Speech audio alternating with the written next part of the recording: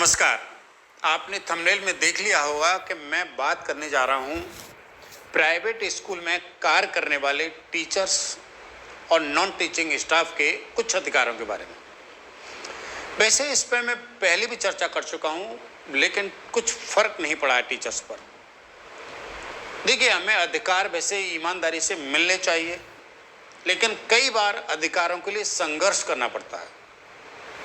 लेकिन टीचर बिरादरी जो है न तो संघर्ष करती है, न अपने अधिकारों के प्रति जागरूक है, न उसके लिए कोई जो संविधान में नियम बताए हैं उनका पालन करने की कोशिश करती है। प्राइवेट स्कूलों में मैंने देखा है कि जो टीचर बिरादरी है वो थोड़ी डरपोक है। टीचर्स बिरादरी में कोई यूनिटी नहीं है, लोग संगठित नहीं है बिल्कुल भी। आप देखेंगे कि छोटी सी कहीं फैक्ट्री चल रही होगी, वहां पर वर्कर संगठित होगा। सरकारी स्कूलों के टीचर्स बाकायदा संगठित हैं। हर जगह संगठन अवेलेबल है, लेकिन प्राइवेट स्कूलों का कोई संगठन नहीं है। यदि वो संगठन है तो वो प्रॉपर तरीके से काम नहीं कर रहा है, सक्सेसफुल नहीं है। क्यों सक्सेसफुल नहीं है? क्यों लोग उसे सपोर्ट नहीं कर रहे हैं। उनको डर होता है कि यदि हमने संगठन में भाग लिया तो हमें स्कूल से बाहर निकाल दिया जाएगा। ये डर ही उनको काम नहीं करने देता। चलिए, आप डर में रहिए, लेकिन इस डर के रहते हुए आप छोटा सा काम जरूर कर सकते हो कि आप सीबीएसई को लेटर लिख सकते हो। आप अपने नाम से न लिखिए, आप अपने फैमिली के किसी मेंबर के नाम से लिखिए। ठीक है, आप किसी पेरेंट्स के नाम से लिख सकते हो, पेरेंट्स से कह सकते हो वो लिखें।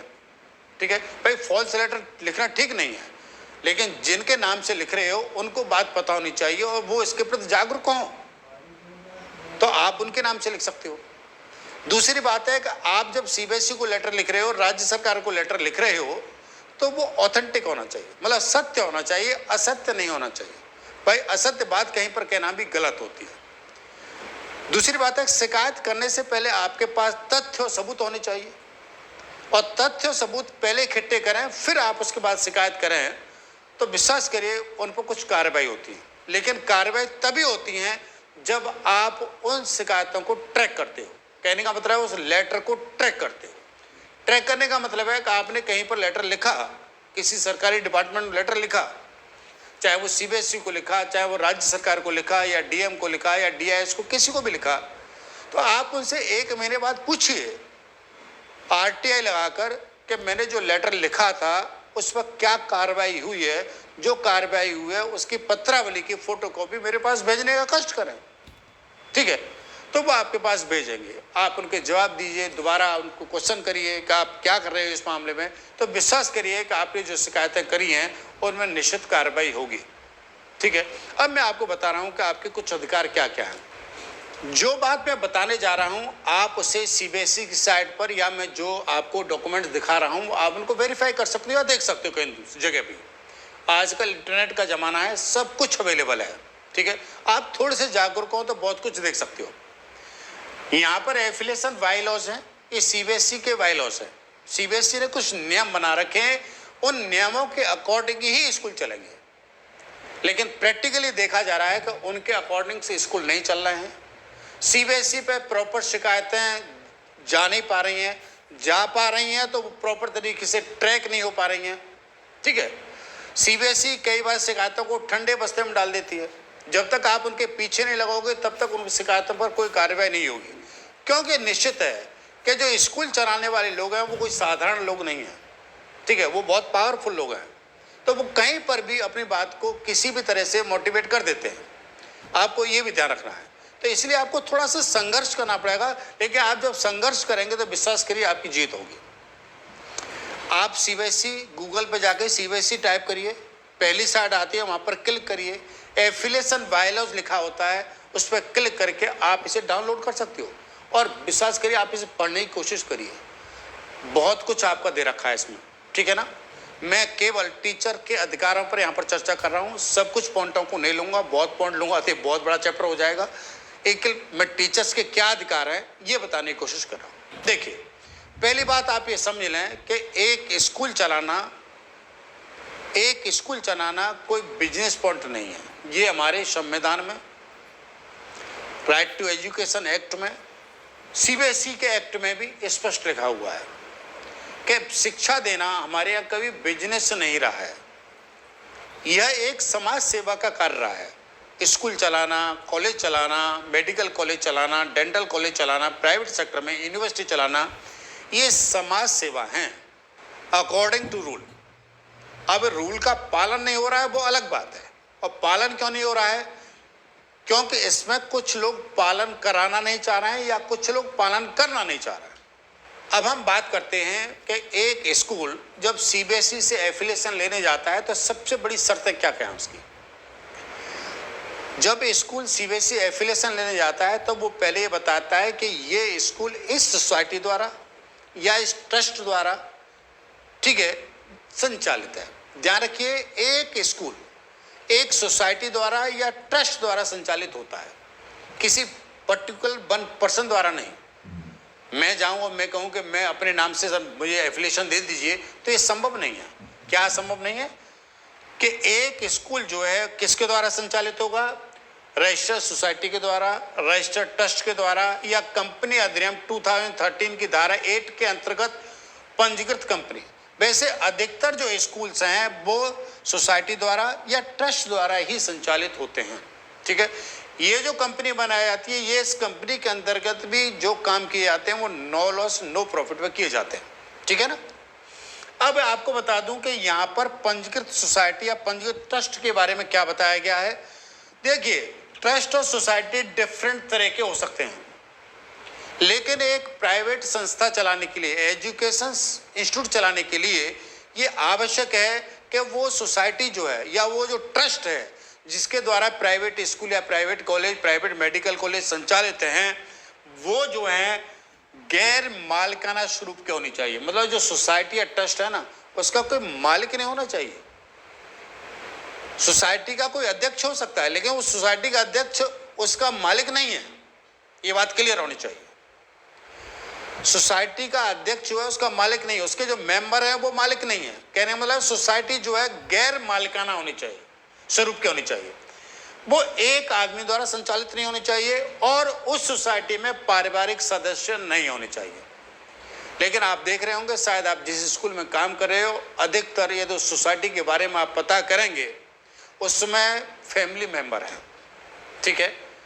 आप उनका पता करिए, यदि ऐसा है तो आप उसकी शिकायत तथ्यों के साथ संबंधित डिपार्टमेंट को करिए। आप सीबीएसई को कर सकते हो, राज्य सरकार को कर सकते हो, ठीक है, जरूर करिए। दूसरी बात क्या है कि एक स्कूल का संचालन कैसे होगा।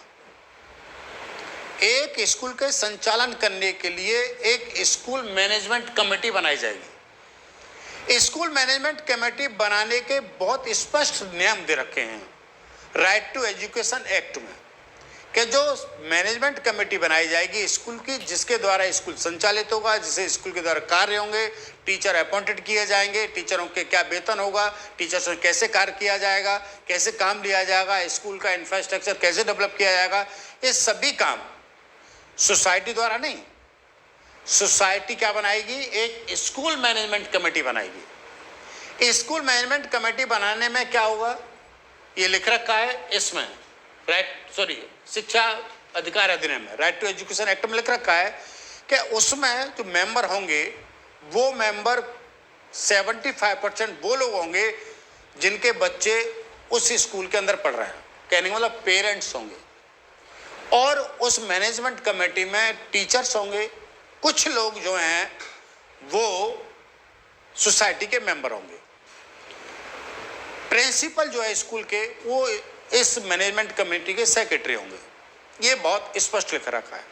ये मैनेजमेंट कमेटी ही पूरे निर्णय लेती है। एक टीचर का अपॉइंटमेंट करती है तो मैनेजमेंट कमेटी पूरा निर्णय लेती है। जब एक टीचर का अपॉइंटमेंट किया जाता है तो स्कूल मैनेजमेंट कमेटी जो है उसका निर्णय लेती है कि उस टीचर का अपॉइंटमेंट करना है या नहीं करना है। ध्यान रखिए। अब दूसरी बात क्या आती है? अब यहाँ पर दूसरी बात ये आती है कि सीबीएसई ने एफिलिएशन दे दी, बहुत सारी कंडीशंस पूरी करेंगे, ठीक है, बहुत सारी कंडीशन आप देख सकते हो, ठीक है, यहाँ पर कितनी जगह होनी चाहिए, वो बहुत कुछ लिख रखा है, आप चाहे उसको पढ़ सकते हो, लेकिन मैं टीचर्स के बारे में बता रहा हूँ। अब जब स्कूल को एफिलिएशन मिल गया है तो स्कूल से सीबीएसई क्या आशा कर रहा है, क्या अपेक्षा रख रहा है, वो यहाँ पर चैप्टर 5 में दे रखा है। चैप्टर 5 में दे रखा है कि कर्मचारियों की सेवा शर्तें क्या होंगी। अब मैं आपको चैप्टर 5 पे ले जाता हूँ और आपको बताता हूँ कि वहाँ पर क्या दे रखा है। ये आपका चैप्टर 5 है, जरा आप यहाँ पर देख लें कि टीचर जो कर्मचारी हैं, यहाँ पर टीचर ही नहीं, नॉन टीचिंग स्टाफ के बारे में बात है, ठीक है ना।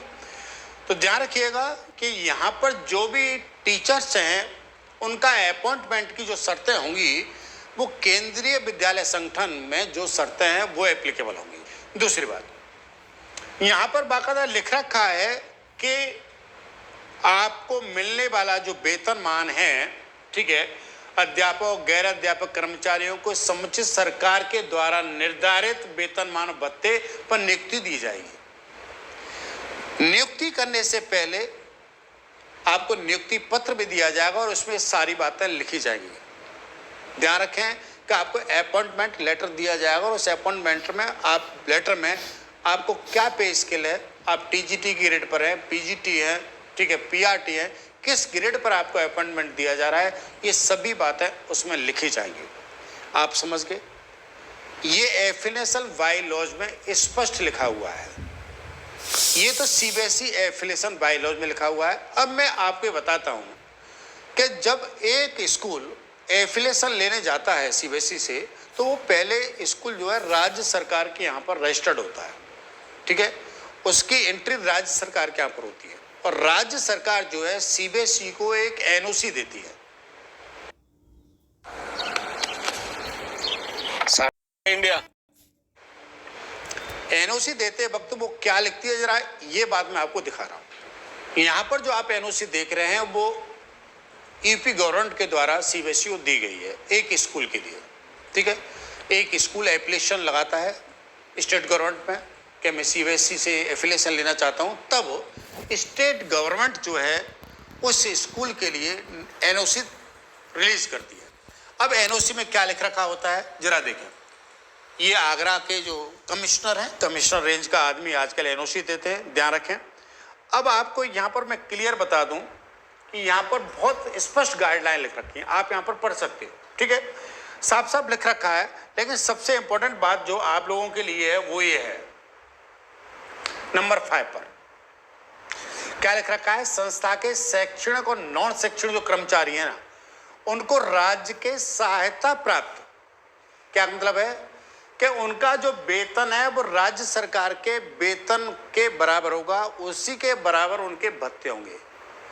ये स्टेट गवर्नमेंट बाकायदा जब एनओसी देती है तो स्कूल से कहती है कि ध्यान रखें कि आप अपने टीचर को जो वेतन दोगे वो राज्य सरकार के जो टीचर्स हैं उनके बराबर वेतन और भत्ते दोगे। ये बिल्कुल बाकायदा आप है, ठीक है।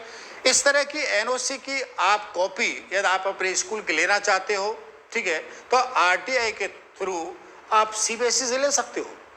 आप सीबीएसई से किसी भी स्कूल की पूरी फाइल भी आरटीआई के थ्रू ले सकते हो और उसमें देख सकते हो कि वहाँ पर क्या गाइडलाइन लिख रखी है। आप सीबीएसई में आरटीआई लगाएं और सीबीएसई में आरटीआई लगाकर पूछें कि मुझे इसी स्कूल के पूरी एफिलिएशन जो दी गई है उसकी पत्रावली की फोटोकॉपी देने का कष्ट किया जाए, ठीक है। जो भी उसमें कागज होंगे उसमें 2 रुपये प्रति पेज के हिसाब से वो आपसे चार्ज कर लेंगे, तो आपको पूरी फाइल दे सकते हैं। उस फाइल को लेकर आप पता कर सकते हैं कि सोसाइटी में कितने मेंबर हैं, स्टेट गवर्नमेंट ने जो एनओसी दी है उसमें क्या लिख रखा है, क्या गाइडलाइन है, इन सभी बातों को आप अच्छी तरह से देख सकते हो और अपने अधिकारों के लिए कुछ संघर्ष कर सकते हो, ठीक है। जब तक आप संघर्ष नहीं करेंगे तब तक कुछ हो नहीं सकता, ठीक है। मैं आशा करता हूं कि मेरी बात आप तक पहुंच गई होगी और ये बात आपका भी थोड़ा सा इतना कर्तव्य है कि मेरा ये जो वीडियो है वो अधिक से अधिक टीचर्स तक पहुंचे। जब ज़्यादा से ज़्यादा टीचर्स तक पहुंचेगा तो कहीं ना कहीं कुछ जागरूक लोग होंगे। आज के लिए इतना ही, अपना ख्याल रखिए, खुश रहिए। Thank you very much.